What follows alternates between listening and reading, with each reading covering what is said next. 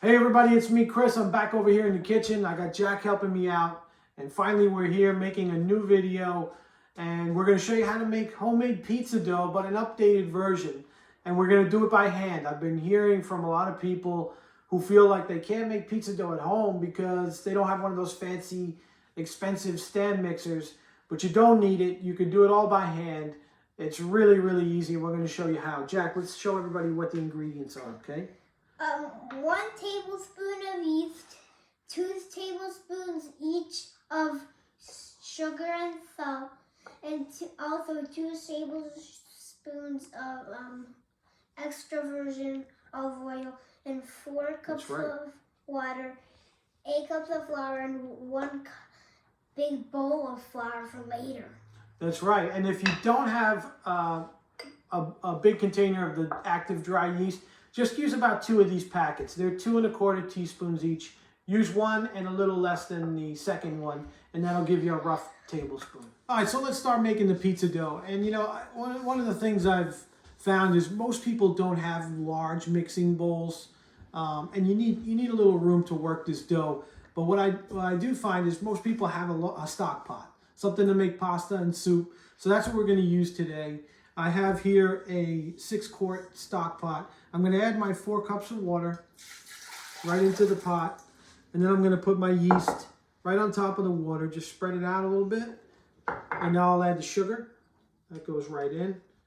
And then I'm going to eyeball it here. You can measure if you want, but I'm just going to put about 2 tablespoons of the extra virgin olive oil. All right, so I'm just going to give this a mix. And I'm going to let it sit for about 5 or 10 minutes. I just want to give the yeast a chance to start to bloom. All right, so my salt I'm just going to add right to the flour. And again, this is sea salt. You want to use either sea salt or kosher salt, not table salt. And I'm just going to mix this with the back of the spoon. Okay, so while we wait for the yeast to activate, I want to show you a couple of simple tools that I recommend you have if you're going to do this. And one of which is a good bench scraper. You get a plastic one or a metal one. I like the metal one. They're super inexpensive. You could just order them online, and it really makes the job a lot easier. And then for the fermentation, to let the dough proof in the fridge, I use these plastic containers with a lid. You get them from the dollar store. They're super inexpensive as well, and they last a while. So I got 2 here. My recipe is going to make either 4 large pizza doughs or 8 small, whichever you prefer. This is a 4-cup bowl, this is an 8-cup bowl, and that'll give you twice the amount of space for the dough to rise, because it's gonna at least double. So it's actually more than double the space. You wanna give it plenty of room, and these will do that for you. So just to give you an idea, the smaller ones will yield a pizza crust about 12 inches, like this, and then the larger one will give you about a 17-inch pizza. All right, so here I wanna show you. The only reason we let this sit for a while is to make sure that the yeast is good and that it's going to activate, right, Jack? It looks like eggs. It looks like eggs, a little bit, maybe scrambled eggs. But you can see here, you see, it's starting to bubble up to the top. That means your yeast is alive and you can use it. And this isn't warm water, this is just room temperature water or cool water. But you do want to let it sit for a little bit. Make sure your yeast is good before you make the dough. Last thing you want to do is go through all this work and not have your dough rise. So that's it. Now we're ready to make the pizza dough, and I'm going to need you to help me mix it, okay, bud? I knew it. So all we're going to do is I'm starting with 8 cups. I know I'm going to need about 10 cups total. But I'm starting with the 8 cups of flour, and I'm going to dump the whole thing in there, and then Jack's going to start to mix it, and I'll help him just until it starts to come together. Go ahead, start mixing. Yeah, man. Good job. All right, so now you see this is starting to come together, starting to kind of form a dough. All right, so now I'm going to switch from the spoon, and I'm going to start to mix this by hand. Right, so once this starts to come together and kind of form a dough, you're going to switch to your hands, okay? And I'm going to grab a big handful of flour. Watch what I do. And now I'm just going to clean this off first. See, I'm pour the flour onto the spoon. And I'm going to clean off the spoon. And don't worry, your hands are going to get very sticky. But that's okay. And now I'm going to start to work in some flour, just like this. I want to just get this dough to start to come together even more. I'm pushing down. And right now it's really, really soft and sticky. But I'm going to keep, so you don't need to measure anymore. I'm going to add more flour, just a handful at a time. Dad, can I try? You can try. Hold on 1 second now. Okay. Tell me when I can do the handful part. Okay. Guys, and I'm going to do this handful. Thank you. All right, so this is coming together good. It's still really, really soft, but it's a lot less sticky. And now I'm ready to do some hand kneading on the board. So I'm just going to dump a nice bit of flour, and I want to get everything out of here. Just scrape down this pot really good, okay? Daddy, can I try? Can I try? All right, so now I'm going to just start to knead this by hand. And what you do is kind of fold it back to yourself and then press, fold it back and then press, and just keep doing this. And you'll see all this extra flour. It'll just start to work its way into the dough, and it'll become one nice solid dough ball. Hey, let me try. Nice mixing. Yeah. Now watch, you can do, if your hands get too much dough, you can wash your hands with the flour, and that'll, all that sticky mess will come off pretty much. Okay, and then I want to show you here why I like to use the bench scraper. You see how it's still sticky? It's starting to stick down to the board there. So you could use this and just help it, just like this. And if you want, look, watch me, Jack. You put a little flour on there too, and just help to fold it. Okay, so you want to just keep working this, keep working, add a little more flour until it's a nice, solid, smooth dough.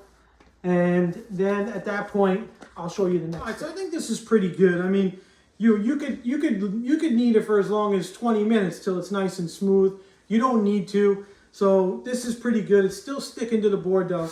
But now watch what I do. I'm going to use this scraper, and I'm going to start to use my hand and the scraper together and turn kind of like this to tighten this up into a nice ball. Watch this. See? Just like that. All right, so this looks really good. And I only worked this for a couple minutes. I mean, you can go longer. I worked it for about 5 minutes. I added, probably a little less than 2 cups of flour total. So at the end, it should be about 10 cups. But you want it to be sticky. That means it has good amount of moisture or hydration. And that'll give you a nice, light, crispy pizza in the end. So that's really important. So just don't overdo it with the flour. You don't want a dry dough. You're better having a sticky dough than a dry dough.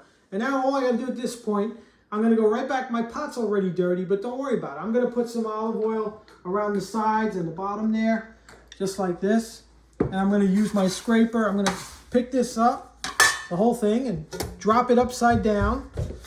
I'm gonna spin it around, coat it with oil nice, just like that. And now all you do, you put the lid on there. You could clean up now. We're gonna go wash our hands, right? And we're gonna let this dough rest. You can let it rest for an hour, couple hours, 6 hours. I mean, it doesn't matter. You just wanna let it relax before we make the dough balls, and I'll show you how to finish it up. All right, so my dough's just about ready, and I got my bowls prepped here. And again, I'm making 8 smaller pizzas, give us about a 12-inch pizza. I'm just gonna spray these bowls with just a little bit of nonstick.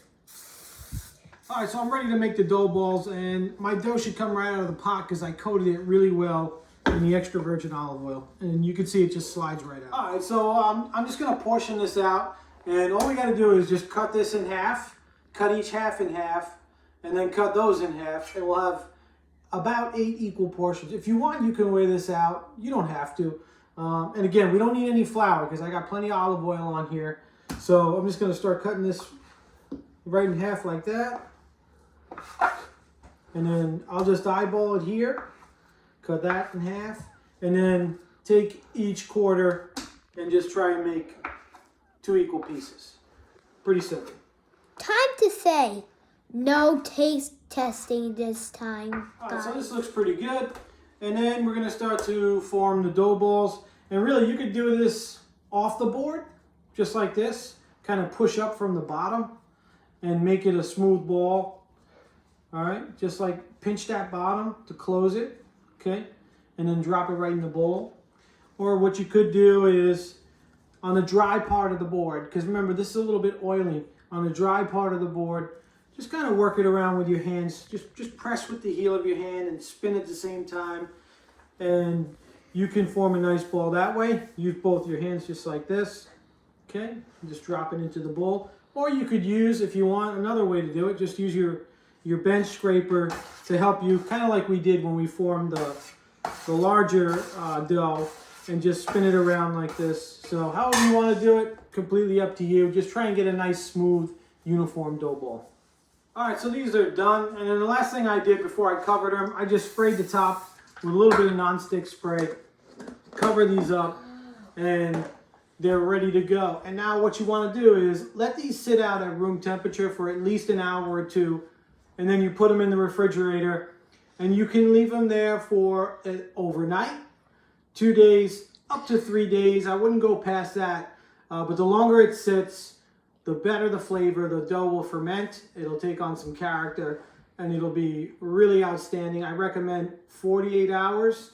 And you could also, if you want, wrap these in plastic wrap, because sometimes you might hear a little pop as that yeast activates and the dough starts to ferment. It'll release some gas. The lid might pop open a little bit, but it'll stay on. Just keep an eye on them and make sure that the dough, for some reason, doesn't pour out of the container. But you should be all set, and we'll see you in 2 days, and I'll show you what this dough is. All right, so here we are 48 hours later, and our pizza dough is done. And the nice thing about these containers with the lids is that you could just take them, put them right in the freezer if you're not using them all. But as I said earlier, sometimes when the yeast rises, it releases gas, the lids will pop a little bit like this one, which is fine, just if you want to close it again. And if you could just get a close-up, I want to see, you can see all these air pockets. So this dough is super light, and it's going to bake up really crispy and be absolutely delicious. So, and the best part is, I mean, we did it all by hand, right, Jack? It was easy. Yeah, We didn't need any fancy machines. We did it right in a pot with these very inexpensive bowls, and it's going to be incredible. So you got to try this recipe, and don't forget to subscribe to our channel. Thanks for watching the video. Say goodbye, Jack. Goodbye. And also, the pizza video is going to be going with the dough video. And I'm going to show you one more time those air pockets. Thanks, bud. Oh, and one more. Bye, everybody.